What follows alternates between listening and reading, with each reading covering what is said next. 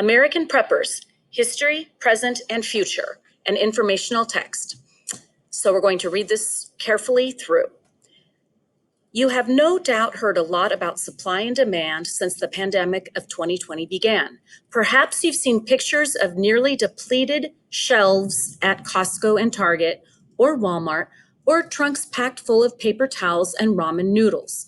Or maybe you've heard about the Amazon seller who amassed thousands of bottles of hand sanitizer in hopes that he would fetch high prices from panicked buyers. There are some, though, who never need to venture out or purchase essential goods online in a pandemic. Meet preppers. So based on the context above, what do you anticipate or guess a prepper is? And type that in. Several definitions exist. Here is a sampling.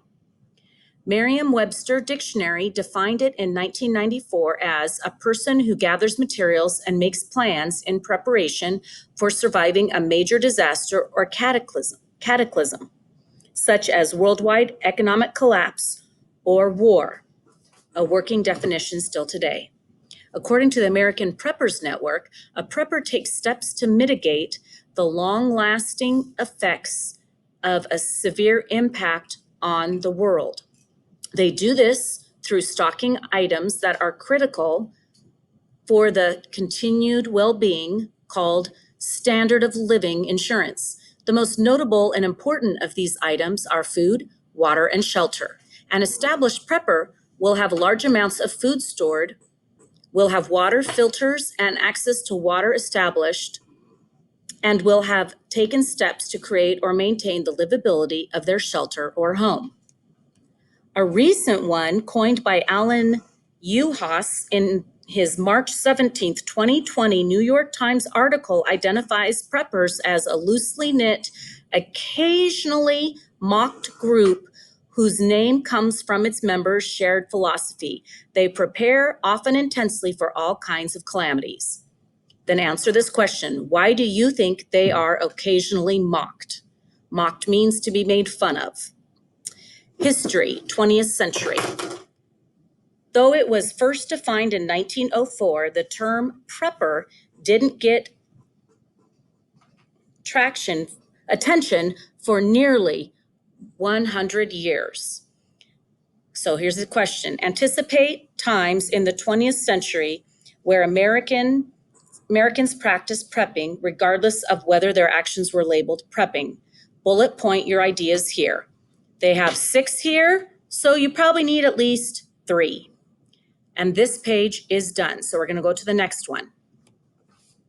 The next page, next slide.